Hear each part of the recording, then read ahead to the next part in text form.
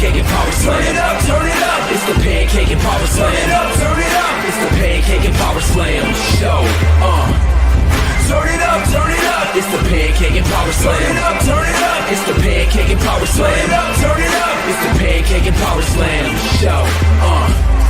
Turn it up.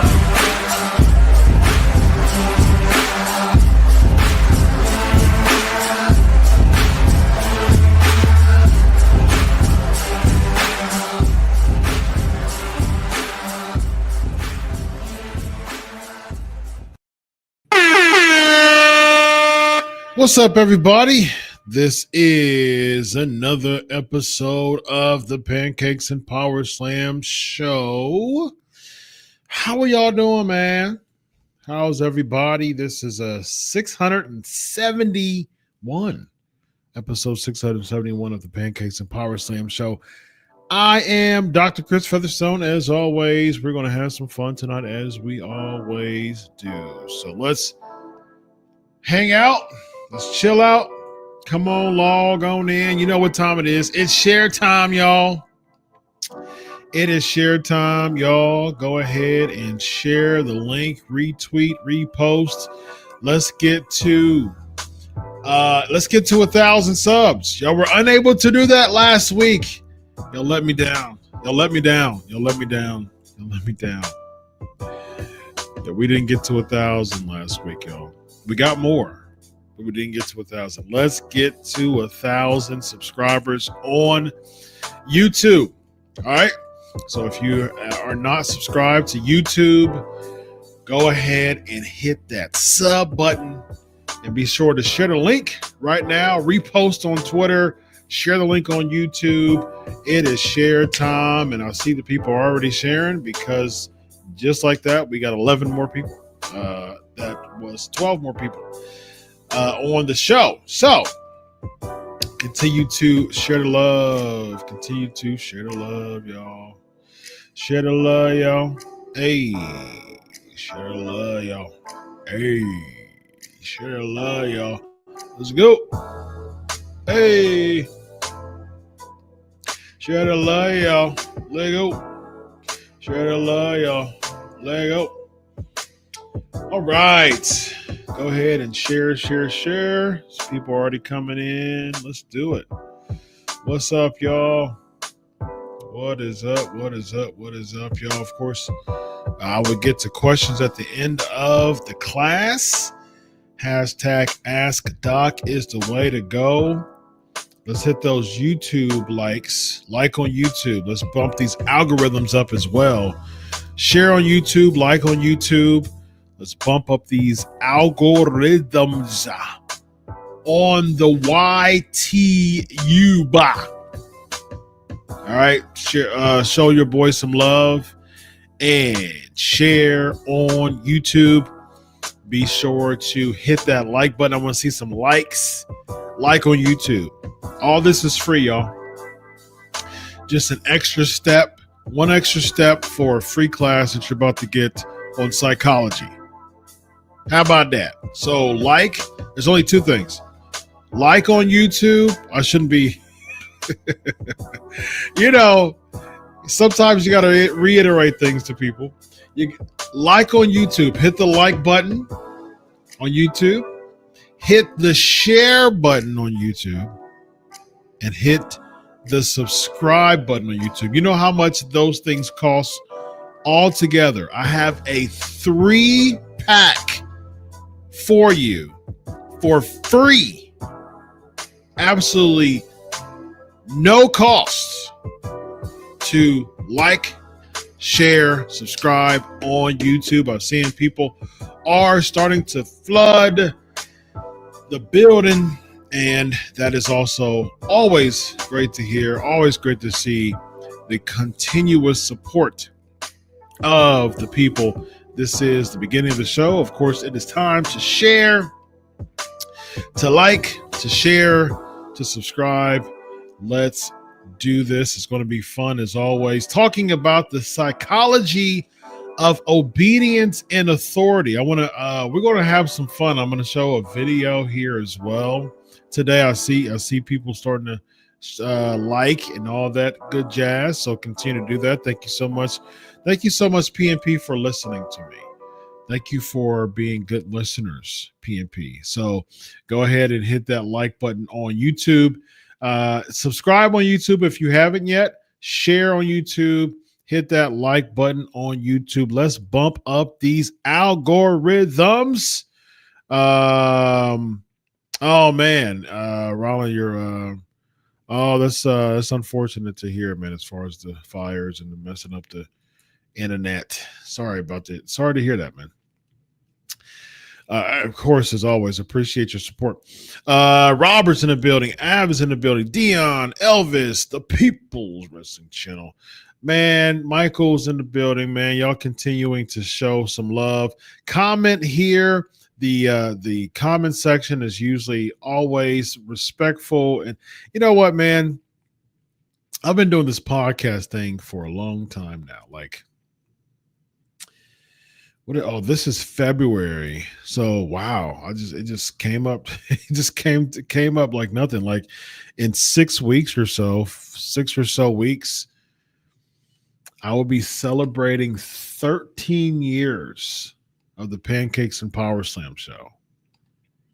Started off with just regular podcasting, turned into weekly interviews. I'm telling you, you know what, man, I'm gonna be honest with you, man. This is my show, and I get to just kind of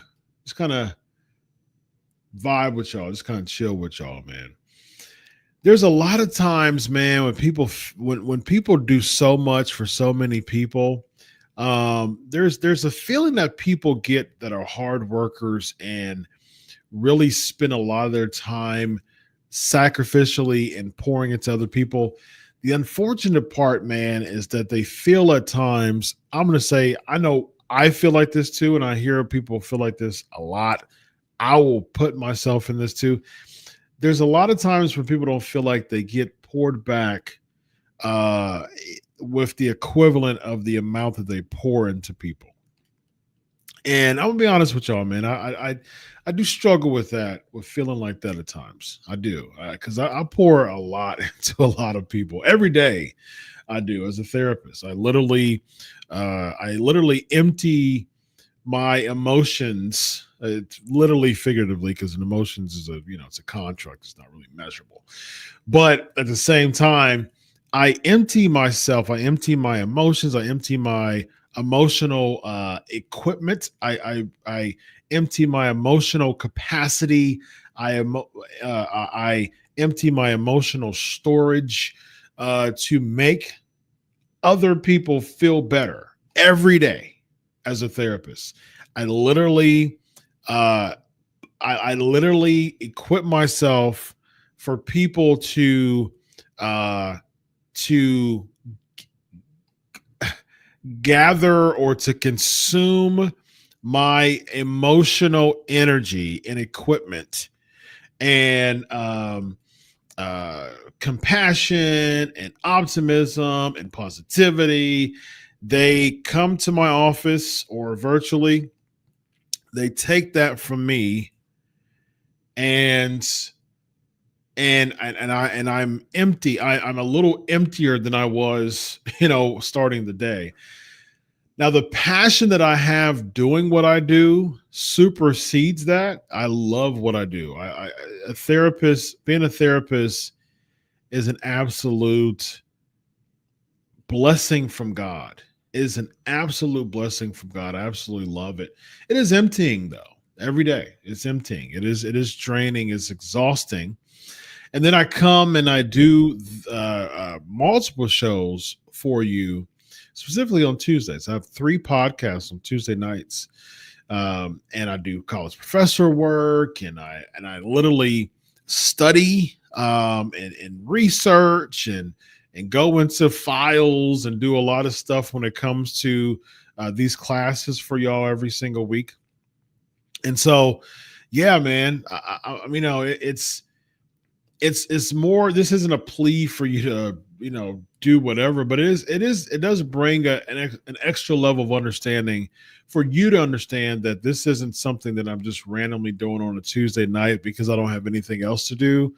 It is literally catching me from an entire day of being emptied. So I had a full day of therapy in the morning, and in the afternoon and in the early evening, and then work out, come home, spend time with my family, go right to my studio, study, research, prep for 3 shows, and then here we are. So with that being said, if that doesn't deserve a like, a follow, a share, a subscribe, I don't know what does, to be honest with you, because it is past midnight here in Eastern time. And so this is the 15th hour of my workday today. And I'm not done. And I still have a class with y'all that I'm about to do. And I still have another show after that. So hard-working man deserves some hard-working likes, ladies and gentlemen. Let's go. So I appreciate your support every single week, man. I mean, we get into the hundreds every single week, man. That's a blessing in and of itself. It really is. It's an absolute blessing. The level of support that I've received on the Pancakes and Powerslam over just the past couple of weeks. I mean, a couple of months, really. A couple of months when I start doing these classes. I'll be honest with you, man. 13 years of doing this almost. I was, getting discouraged because I wholeheartedly believe that I put out some really good content, but I'm all about business, man. I have, you can ask people in my inner circle, my colleagues, a lot of my people in the wrestling industry that I work with. I am all about business, man.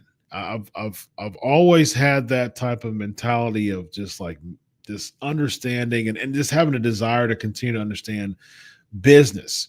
And so with business comes assessments. It comes evaluations. And I was like, man, you know what, man, this is my baby. Like Pancakes and Powerslams is my baby. There's so much that started from here. I was able to create an amazing Rolodex of people that I know in the industry because of PMP, because of betting on myself, because of going hard as far as getting weekly interviews here on this show. For years, I had an interview every single week on this show. Oftentimes live. I mean, the majority of the times a live interview. So, I mean, yeah, man, a lot of what I've done, like when I say I do it for you, like legitimately I do it for you. Like, man, if I didn't do it for you, I'd be asleep right now, honestly. So, I mean, it's one of those things that just really understanding my audience, really giving you this type of content. This is a niche content base. This is a niche level of content. There's no other person with a psychology doctorate integrating real life psychology topics with pro wrestling. And I thought about that just randomly one day. I said, that's it. That's my niche. And so what I need from y'all is to understand, I get messages all the time of how much they enjoy the show, how much they've learned, taking notes, literally people taking notes. That's great. All right. Do me a favor in return and hit that like button on YouTube and share and subscribe. And if you're on Twitter right now, hit that repost. All right. Let's a few weeks ago, I got over 1,000 people live. Let's normalize 4 figures of going live on this show. All right. That's my spiel in the beginning of the show. Thanks for coming to my TED Talk, by the way. Let's get to class, ladies and gentlemen. All right. So we are talking about the psychology of obedience and authority. All right. So I always get fascinated by psychological experiments. I'm very familiar with Stanford experiments, the Stanford marshmallow experiment back in 1972, the Stanford prison experiment, which was also around that time as well, with Walter Mischel with the marshmallow experiment, and so I love experiments psychologically because a lot of the scientific data that we acquire from psychology is oftentimes done with experiments. I've talked about experiments that we've when it comes to conformity bias. I've talked about that on the show before. So this is another really interesting experiment. I mean, of course, Pavlov, with Ivan Pavlov with the conditioning experiment with the experiment with the dogs, talks about classical conditioning, condition response, and things like that. So lots of really, really cool experiments happen in the world of psychology. It's fascinating. As someone who's in the psychology field, realize that there's so much about the brain that you'll never fully know everything. And it's just a fascinating daily journey to dive into the minds of people and understand experiments and dive into experiments to continue to understand how people think. It is a fascinating journey to continue to understand how people think. It's really, really cool. This is one of them. This is one of them with this Milgram experiment. So Stanley Milgram was the person who pioneered this experiment. He was a professor at Yale University. So basically, he defined obedience as a basic element in the substance of social life as one can point to, and is the psychological mechanism that links individual action to political purpose. So it's also viewed by Milgram as the dispositional cement that binds men to systems of authority. All right, so that's the backdrop of obedience according to Stanley Milgram, who conducted this experiment in 1961. So there was so he used a quote from Charles Percy Snow. He was a novelist and a scientist, a chemist, and Snow said this. C.P. Snow said this. He said, this was in his 1961 book, Obedience to Authority, and I've read a chunk of Obedience to Authority. Interesting book. He said, when you think of the long and gloomy history of man, you will find more hideous crimes have been committed in the name of obedience than ever have been committed in the name of rebellion. Whoa. That's a bomb drop right there, ladies and gentlemen. I'm going to say that one more time. That's absolutely. Let me say that one more time. When you think of the long and gloomy history of man, you will find more hideous crimes have been committed in the name of obedience than have ever been committed in the name of rebellion. That's deep. Of course, there's some, some stuff there's some heinous things that come in the name of rebellion. Oftentimes there's movements that aren't necessarily heinous. They're revolutionary at times, even when it comes to rebellion, especially with a noble cause. But obedience, though, because I actually teach cult psychology, and I know a lot about the psychology of cults, studied for years about it. I'm a college professor. It's one of my courses at the college that I teach at. And when it comes to cults, that perfectly fits the cult mentality. Crimes being committed in the name of obedience more than the name of rebellion. Because when you have that ability, when you have that effect of being brainwashed and conditioned, you can do anything for the sake of the authority figure, And then you ask yourself, why? Why have I been hoodwinked? Why have I been encapsulated by this authority figure? There was some study, and this is just I saw this before. There was a study that talked about how people gain a level of respect because someone had like white coats on. Just the thought, just the physical display of an authoritative figure without even saying your name, without even giving some type of resume, it causes people to think differently. And this is just a random person who walked in with a white coat. And so the authority, it has the ability to really, really influence someone in the wrongest of wrong ways. That's the reason why the power dynamic when it comes to authority, it can corrupt really easily because it's such a rush. It's such a it's such a position that someone can hold and can abuse like crazy because they're reaching such a high to be able to have this much power and control over people. Someone in an authority position who hasn't done the work, the self-work to be able to emotionally and spiritually handle that position will absolutely corrupt it. They will corrupt it. And it's really bad. I mean, we've seen countless amounts of stories of examples in the annals of history of when people have absolutely corrupted power.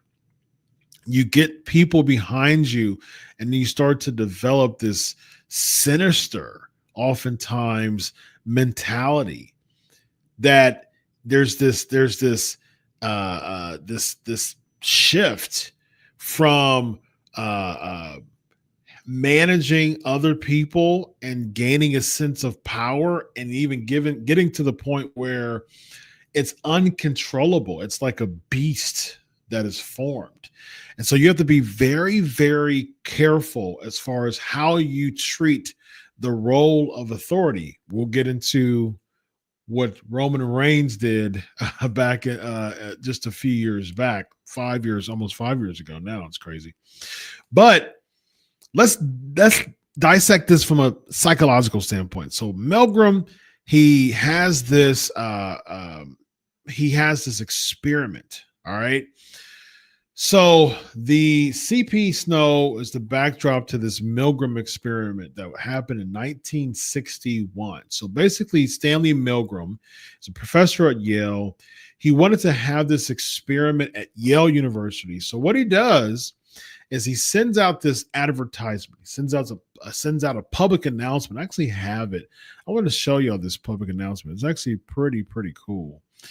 Let's see here. Let me pull this up. And let you see this advertisement. As soon as I have it, is somewhere on my list of it's on my list. It's on my. Let me bring it up. Just be patient with me. I got to find out where it is first. Here we go. Let's do this. Really want to bring up this ad for you. It's really cool. But as soon as I find out how to take this off, but we'll figure this out. All right, cool. Let's do this. Let's bring it up here. Boom, boom, boom, and boom. All right. So here is the ad, the public announcement. Yeah, there we go. All right. So public announcement. We will pay you $4. Let me see. I thought that I can do without having to. Here we go. No, I don't want that. I wanted to get rid of all of the bells and whistles on here, but it's okay. It's all right. It's no worries. All right, so we will pay you $4 for 1 hour of your time. Persons needed for study of memory. So that was the hook. All right, that was the hook. Congratulations. I'll get to that, Roland. Thank you. We will pay you $4 for 1 hour of your time. Persons needed for a study of memory. That was the hook. All right, so I just need some people here for the study of memory. We would pay 500 New Haven men to help us complete a scientific study of memory and learning. The study is being done at Yale University. Each person who participates will be paid $4 plus 50 cents car fare. Think about that for a second. 1961, 50 cents for gas money, ladies and gentlemen, or car fare is what you would call it in New Haven, Connecticut. Excuse me. For approximately 1 hour's time. We use you for only 1 hour. There's no further obligations. You may choose the time you would like to come, evenings, weekends, weekdays, or weekends. No special training, education, or experience needed. We want factory workers, city employees, laborers, barbers, etc. So here's the thing. All persons must be between the ages of 20 and 50. High school and college students cannot be used. Very interesting. High school and college students cannot be used. So even Milgram himself, he talked about in his writings that he didn't want to use any Yale students because he knew that, it'll pass along around the university and people will catch wind to it. And then they'll understand, the point of the psychological study. And he also said, quote, it's interesting that he said this. He said that he believed that college students, specifically the people in Yale, were, quote, highly intelligent and had some familiarity with psychological experimentation.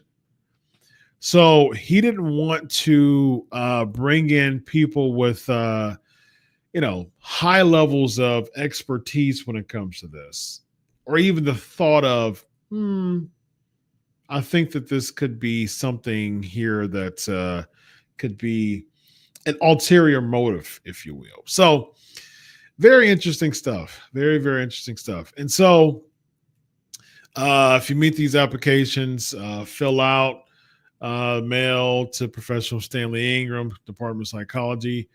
You'll be paid $4 as soon as you arrive at the laboratory. All right, even a 2. Here you go. A name, two, and a consent, name, address, telephone number, sex, age, occupation, can you come, and which day. So really interesting. This is an ad from 1961, and that basically was the advertisement from the study. So only 296 people responded. I mean, it was like 300,000 people in New Haven, Connecticut at the time. They wanted a certain amount of men. They wanted 500 men, and they only got a little less than 300. So they need a little bit more than 200. So what they did was they did an additional recruiting method through telephone directory and did that. So they were able to get some people for the study.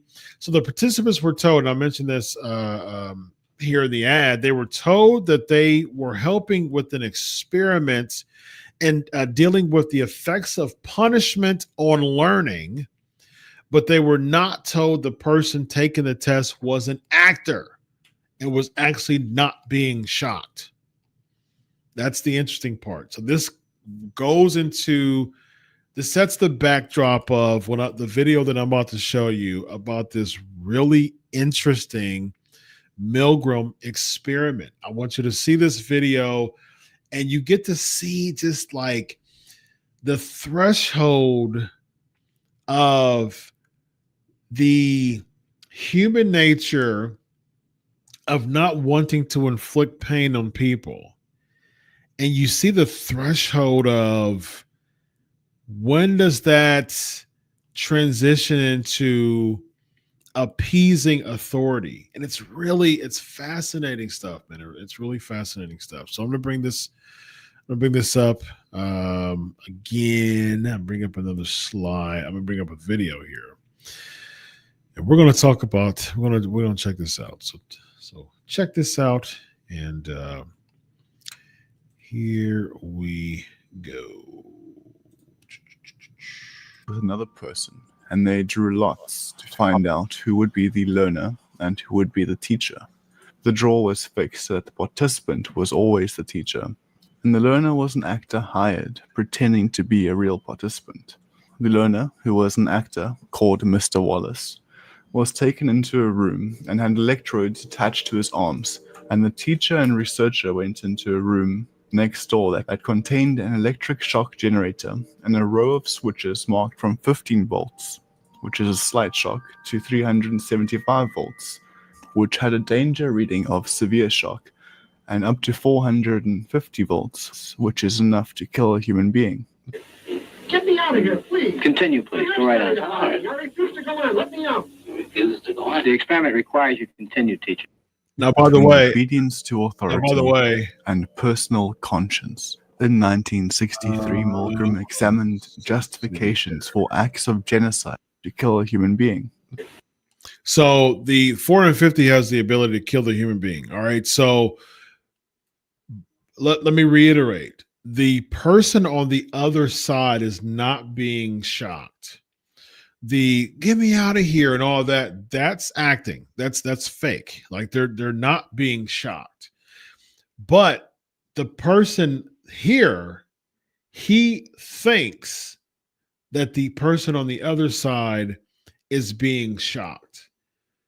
So he's starting to get hesitant. Just again, just that nature of wanting to not inflict pain on people is there.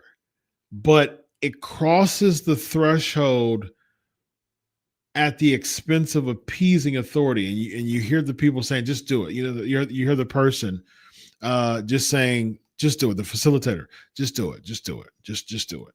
And he was here, and he's going back. He's looking back and saying, "Okay, but wait a minute. What's going on, man? What's going on?" And he's continuing to force him, but not really force him, because he could back out anytime he wants. But he's telling him, just continue. And so he's really struggling in his mind of inflicting pain on someone versus authority. It's fascinating stuff. Get me out of here, please. Continue, please. Go right on. I refuse to go on. Let me out. You refuse to go on. The experiment requires you continue, teacher. Please continue. Participants were comprised of 40 males aged between 20 and 50, whose job ranged from unskilled to professional. They were paid $4.50 just for turning up to the study. At the beginning of the experiment, they were introduced to the other participant, which was the actor, taking on the role as the learner. The experimenter, who was also an actor, was dressed in a grey lab coat, played by an actor, not Milgram himself. 2 rooms in the Yale laboratory were used, one for the learner with an electric chair, and another for the teacher and the experimenter with an electric shock generator. Struggling. The learner, Mr. Wallace, was strapped to a chair by electrodes.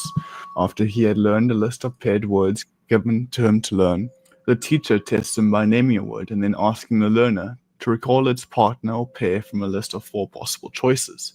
The teacher is told to administer an electric shock every time the learner made a mistake. The learner gave mainly wrong answers on purpose, and for each of these, the teacher gave him an electric shock. When the teacher refused to administer a shock, the experimenter was to give a series of orders and prods to ensure that they continue.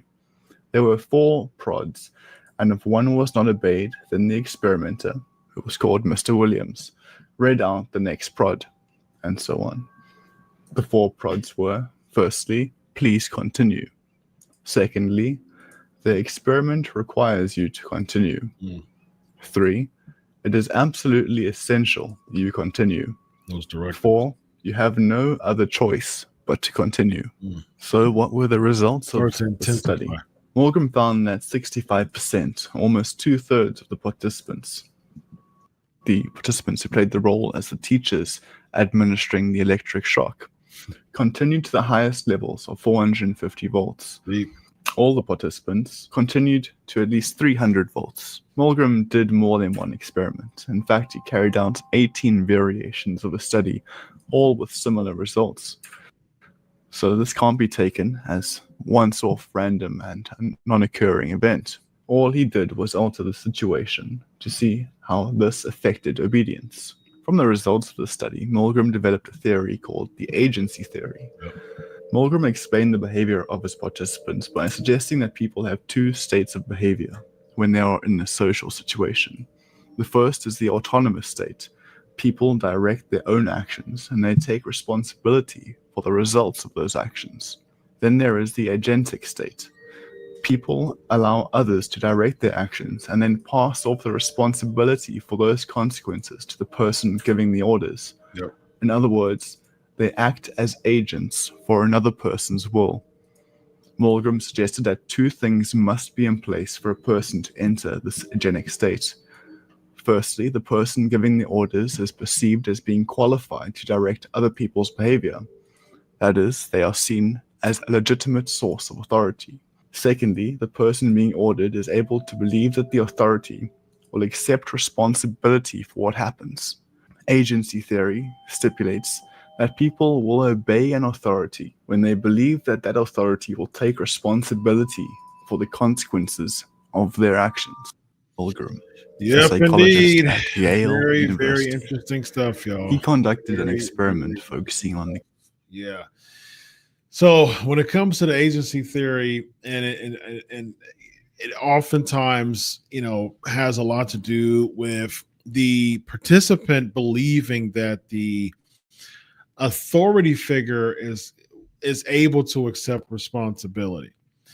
Absolutely fascinating stuff when it comes to the authority, the concept of authority, and how someone is able to, because the authority figure becomes more of a scapegoat of permitting them in their head. And this is the craziness of cognitive dissonance too.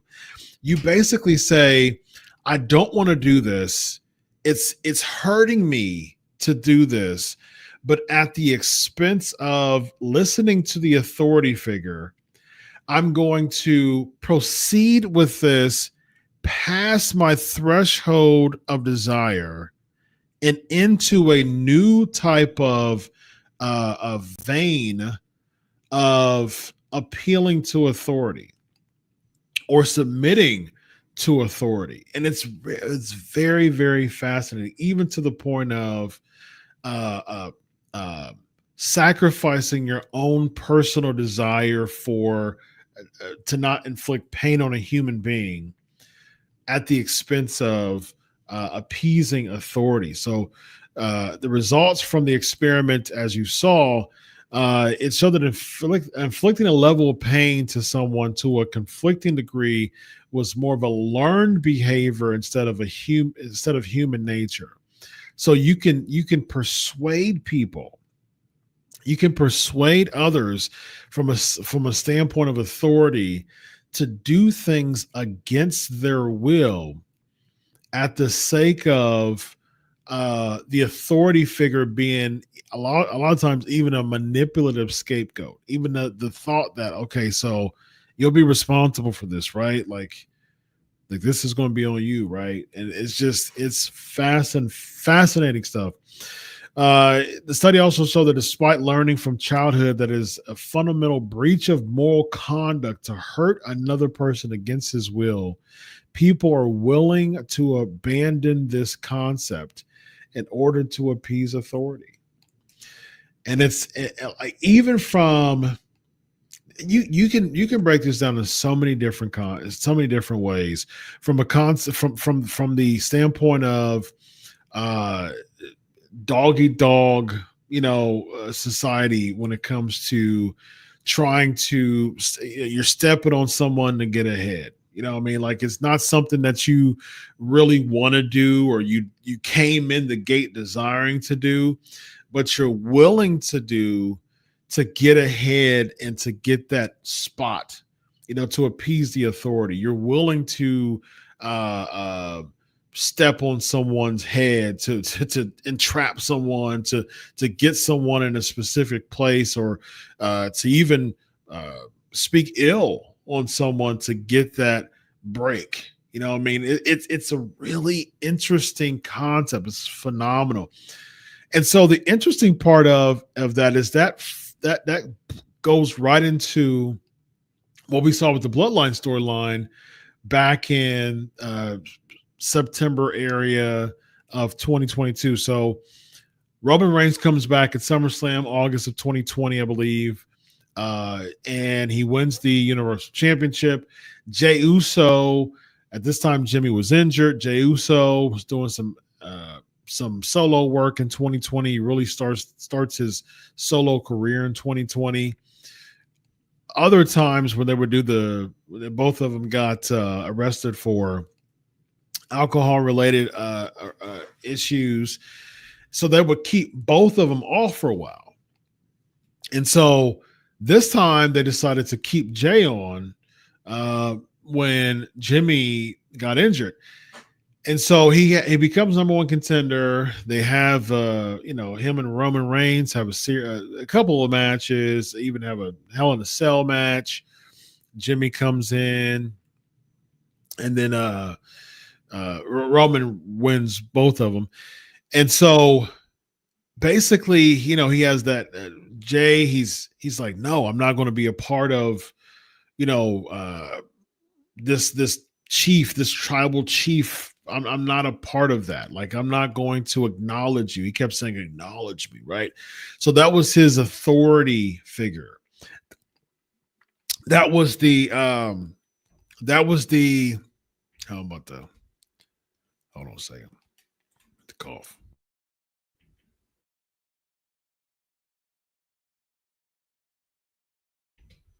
There we go. I didn't want to cough. Got something in my throat there. All right. So that was the forceful type of prompts that we saw with the experimenter that he was given to one of the participants. The level of prompting increased. It got more aggressive as the voltage started to increase. When it was 30, can you please, proceed? It's, in other words, it's imperative for you to proceed. You must proceed. You've already hooked them enough to keep them going. And then it increases your level of aggression with your prompting to people. And acknowledge me, Roman Reigns started to increase his level of aggression when it comes to the Usos, who eventually both started to be a part, be with him, and eventually acknowledged him, throwing up the ones. The bloodline starts. It became like, I love you. Like, he kept saying, I love you. I love you. Like, that was his thing, giving him hugs and stuff like that. And then it turned into acknowledge me. Started to increase there. Started to amp up as far as his level of aggression. And that's the cool concept about so many of these psychological concepts, man, that this bloodline storyline, like, when I thought about this, I was like, man, that's Milgram experiment all day long when it comes to that. Eventually, Jey Uso, the bloodline expands. That's where a lot of this when cults expand, you get into like belongingness and groupthink and that concept, it starts to swell up because the cause makes sense to certain people, and then they start to recruit others to make sense to them too. And so Bloodline starts to increase, starts to swell up, and he started to get conditioned and programmed, both of the Usos. And then what happens is he starts to get deprogrammed. And deprogramming is actually something I've done to many of my clients before who were a part of either cults or cult-like entities, cult-like organizations, or cult-like groups. I've had clients that have experienced both, and I actually did deprogramming as an intervention for several of my clients dealing with that type of deal. And deprogram basically is you're in this thing, you've been brainwashed, you've been entrapped, and so you use psychotherapy and confrontation to basically deprogram or decondition, or to stop or eradicate the brainwashed mentality or the indoctrinated mentality that you have been hooked to be a part of. And so it takes a lot of process to be deprogrammed. But of course, if someone feels completely new afterwards. And then a lot of times when it comes to deprogramming, a lot of people are like, man, how in the world did I even get myself into this? Like, where did this even start? What happened here?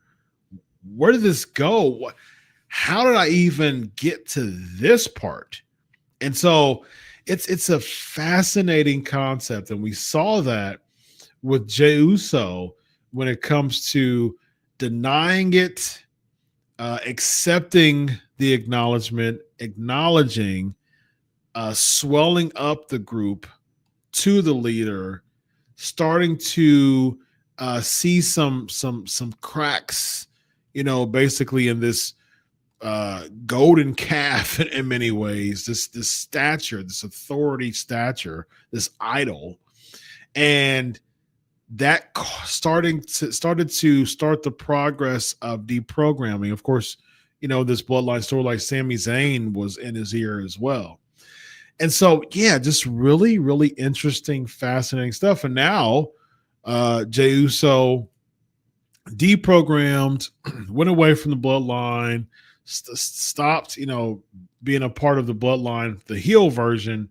Now he's going for the World Heavyweight Championship alone by himself as a singles wrestler. Of course, they did that, moment where the Bloodline reunited a few months ago for Survivor Series, but they were baby faces. And so, they were the authority figure is a good guy, and he's not really much of an authority figure anymore when it comes to that huge dynamic, a huge gap in the dynamic. And so very, very fascinating stuff. And that basically is what happens when oftentimes you get you get a little bit of someone with authority figure start to manipulate you a bit, start off with a little bit, turning the knob a little bit for you to negatively influence, be negatively influenced, and eventually, in this particular thing, simultaneously influencing someone else in a negative way. Like, if you think about it, someone was indoctrinated in that short of time so quickly to be able to turn the voltage up to 450 volts. And even the experiment, everybody went to 300. And 2 out of 3 people cranked it up to 450, a deadly a deadly amount of voltage. Someone to appease authority, to not get to the point of letting authority down. They were able to. They got to the point where they turned the voltage up to a deadly amount. Fascinating stuff. Jey Uso was a victim of that authority gone wrong.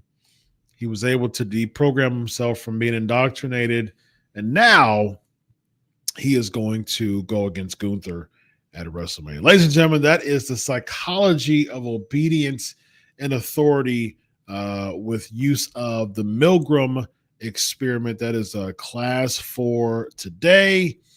Hope you enjoyed it. Good. Fun as always. All right, y'all.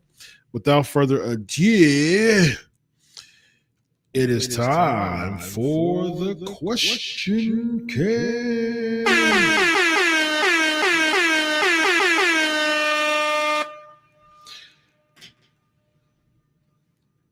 Of course, Ask Doc is the way to go. Hashtag Ask Doc is the way to go.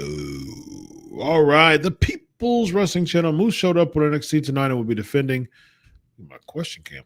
Defending the X Division title next week. I heard about that. Good for Moose, man. Moose is I've interviewed Moose a long time ago, man. Very, very nice guy. I had a very positive experience interviewing Moose. Very, very pleasant dude. Hardys are coming back next week. Yes, I heard about that too. Is your new favorite NFL team AFC North, AFC East? Maybe neither. This is a good song. It's a good song leading into your show. Who does it? That song was done by. Let me find out real quick. That song was called, or is called. Thank you for the new subs as well. Keep those subs up. Just saw that I got some new subs. Let's get to 1,000, y'all. I'm telling y'all, let's get to 1,000. We can do this. Come on, y'all. We're going to get to 1,000 subs, y'all. Like for real. That joint is called A Corner Store by Gregory David. That is the song for the opener. Corner Store by Gregory David. All right, let's keep those subs up, man. Let's keep the subs going. I see likes. All right, man. Y'all doing all right. Y'all doing all right. I see likes. I see more likes. Let's keep these subs going as well. Dion, what's up, my man? What's up, Dion? So you got that KC banner up there, man. I know you're a KC fan. You were able to hold that banner high for a couple of years, but not this year, ladies and gentlemen.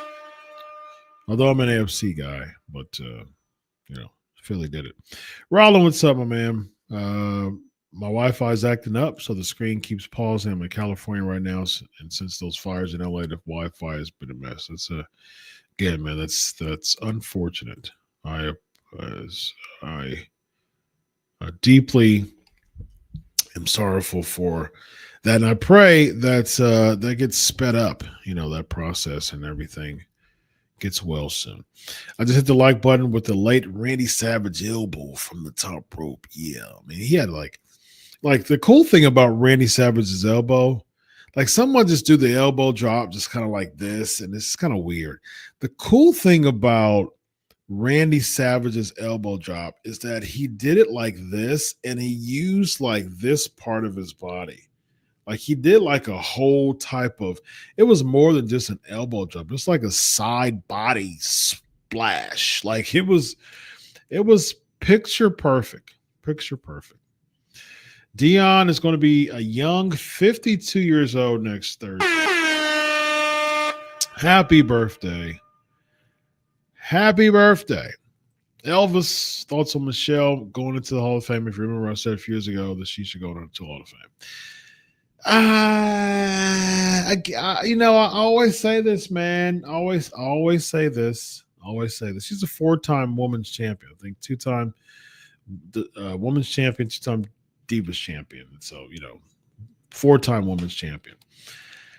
I would give it to her. That's the time that she was there. She was a very pivotal name into transitioning.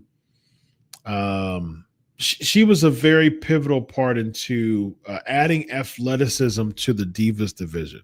Incredibly athletic, very solid performer. But again, I always say this, man. What the heck is the criteria for the WWE Hall of Fame? And I won't necessarily say that Michelle McCool doesn't deserve to go into the Hall of Fame. I'm not going to push my chips in the middle with that statement. I'm not going to die on that hill. But I will say that I do think that there are other options that should go in before Michelle McCool. I do think that's the case. And then, is this a political thing? Is this because The Undertaker was was a part of LFG? From Triple H's announcement, he said, hey, I'm the boss, so I'm going to one up The Undertaker. So your wife, so I want to surprise you by introducing your wife. That just kind of blows the criteria out the water. You know what I mean? Well, again, I always say this. I'm a sports fan. I love sports. I played sports all growing up. I've coached sports. I've been a part of sports since I can even think about walking. Like I've been a part of sports all my life in some capacity. It's since 5-6 years old, and either played it for a long time, wrote about it over the past 15 plus years, podcasted about it over the past nearly 13 years. So I've been in sports for a long time. Used to write for Sports Illustrated. Used to be a feature columnist of Bleacher Report. Used to write for Fox Sports. So I love sports. Give me a criteria for the WWE Hall of Fame. It is rich with history. Brick and mortar this thing and give me a criteria. Have a committee. Have the committee vote every year and give me some good Hall of Fame eligibility requirements. Let's make this thing a big deal, man. Otherwise, it's okay. Explain to me why this person believes is in Hall of Fame, especially over an Ivan Koloff or other from the women's division, Victoria, Jazz, Miss Elizabeth. There's a lot of people who should be in the WWE Hall of Fame.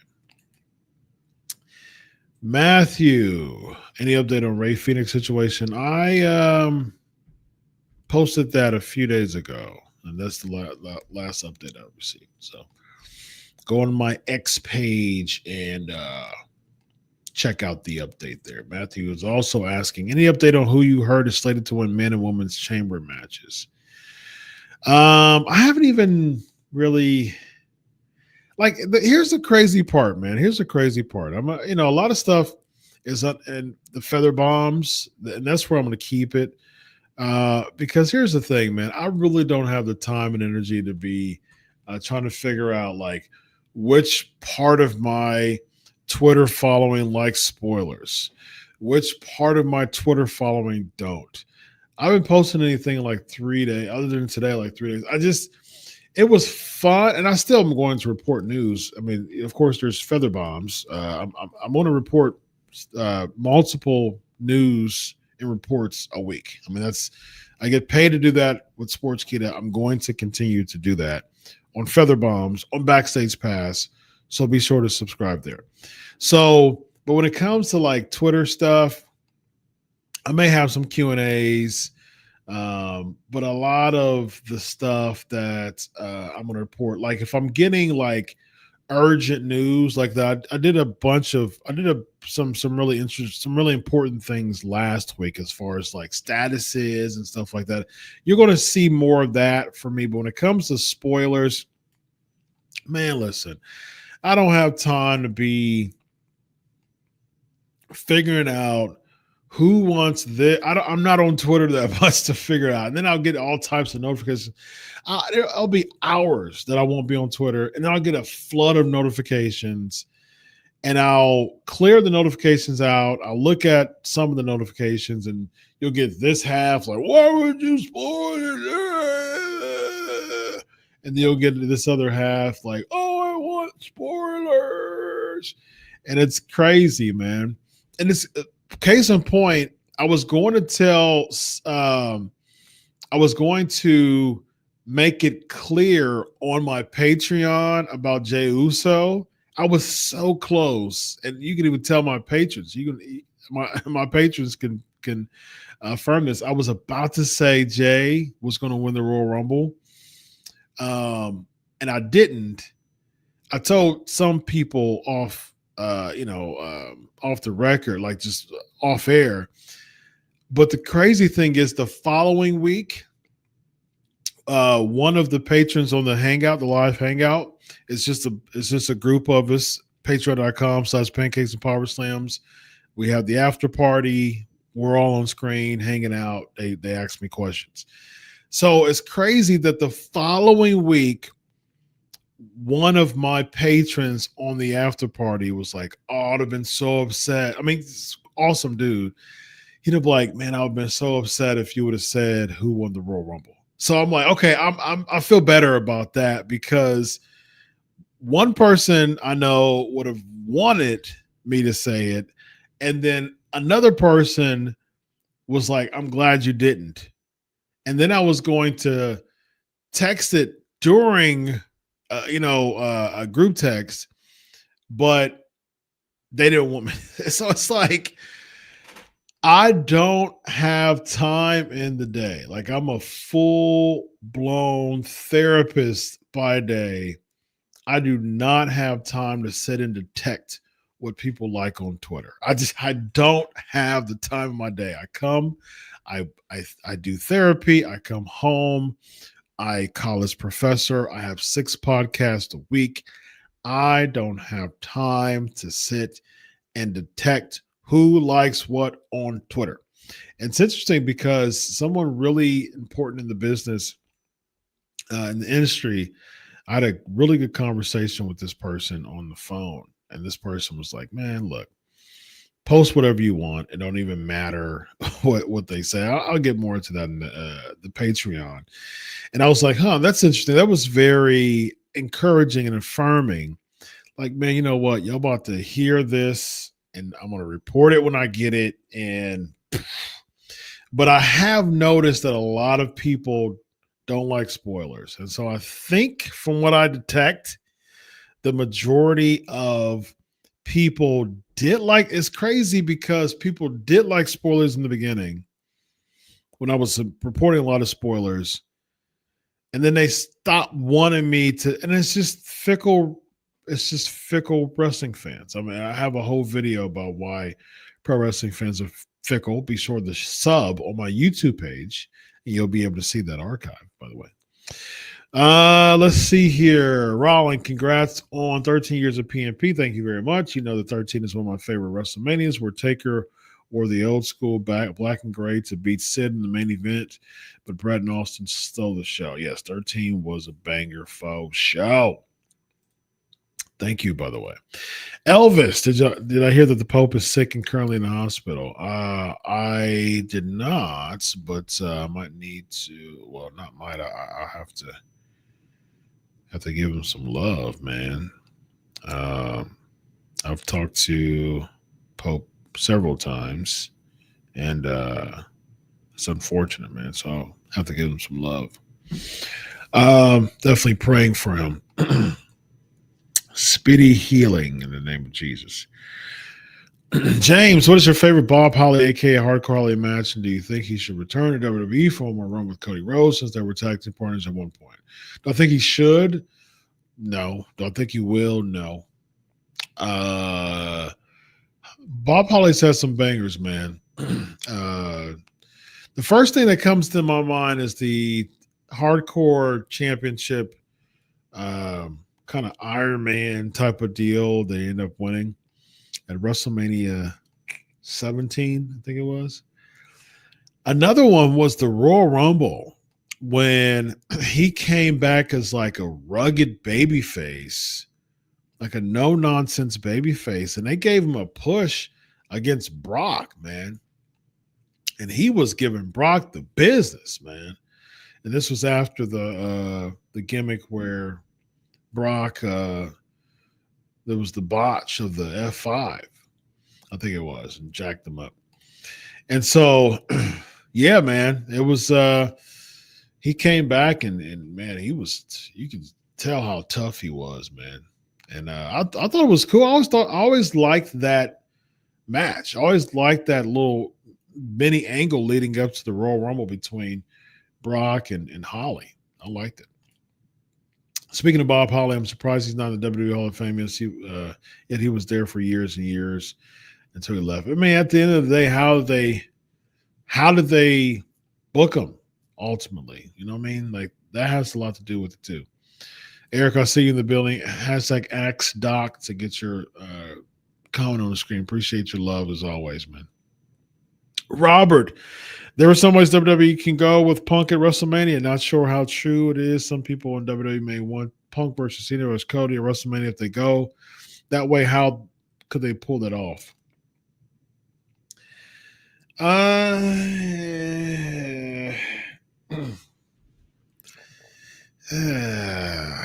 Do we want to see Punk as WWE champion again? Is there like, where does that go? Do you want to see Cena break the record? Do we still want to see Cody as champ? His run hasn't been as exciting over the past year, or 10 months now. Almost it'll be a year by then. You know, if it's a triple threat, man, it just I mean, it's star-studded, you know, so I'll give them that. But ultimately, man, it's like,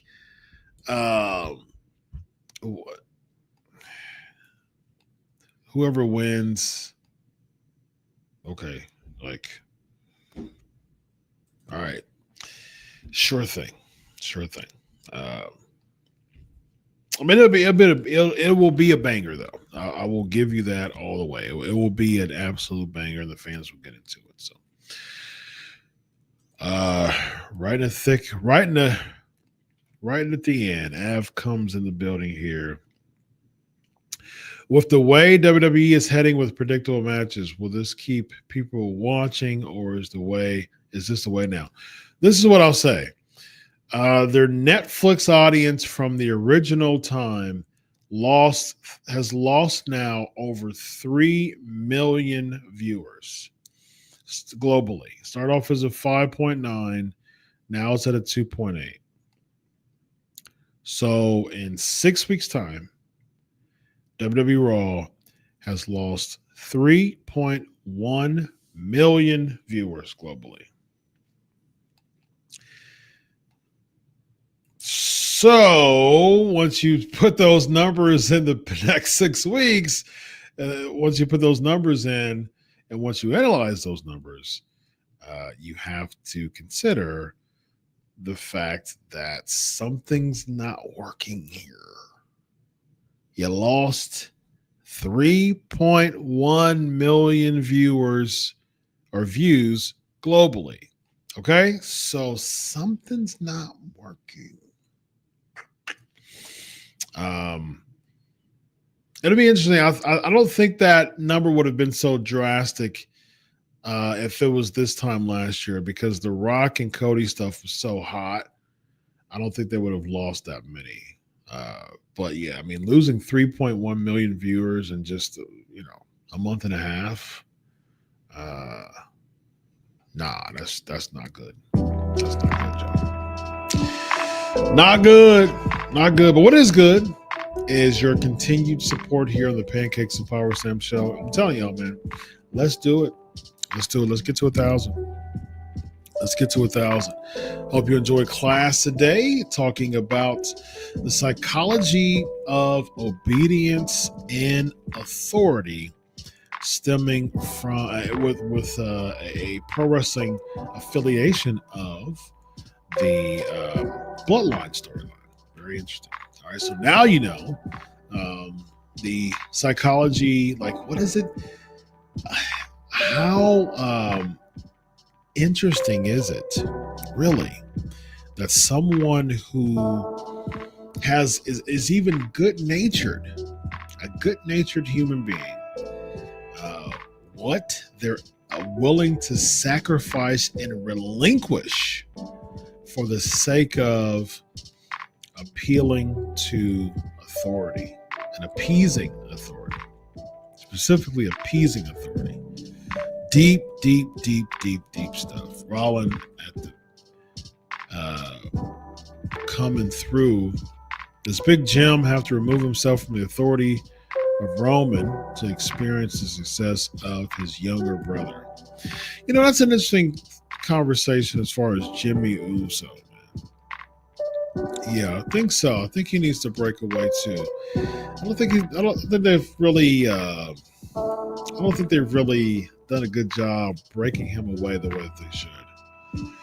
I think that he should be feuding with Shinsuke Nakamura currently.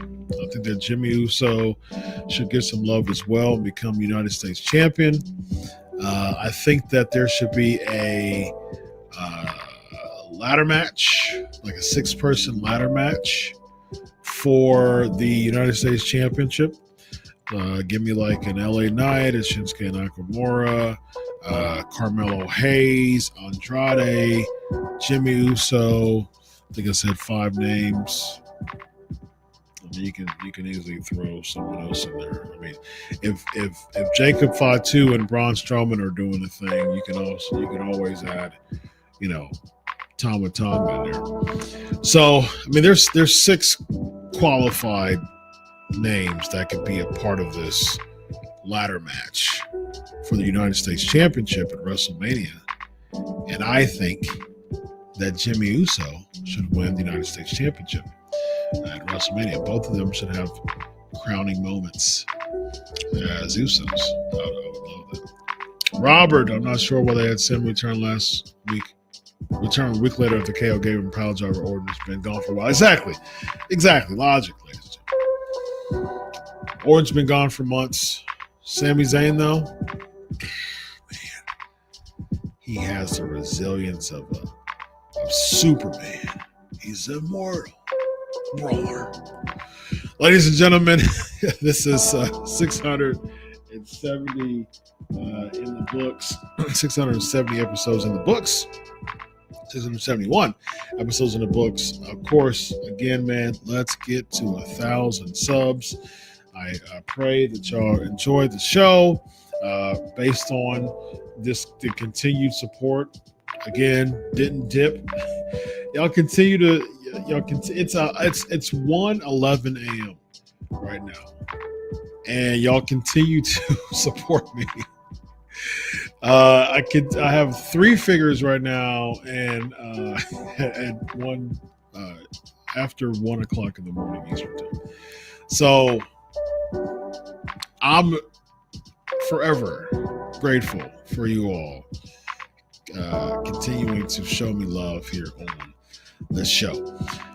Show me a little bit more love, y'all, by hitting that like button on YouTube. And do me a favor, y'all, comment on YouTube. Comment on YouTube, all right? Like and share, subscribe. Show your love back from the class that I gave you by commenting on YouTube, like on YouTube, share on YouTube, and hitting that sub. On the road to 1,000 subs, y'all. Let's do it. We can do it. Before Mania, my hand or your hand for the Gavin. Before Mania, let's get 1,000 subs. Until next week, thanks for coming. Enjoy your week of wrestling. God bless. And always remember, I do it for you. Have a good night, everybody. So long. Patreon, I'm heading over there now. So long.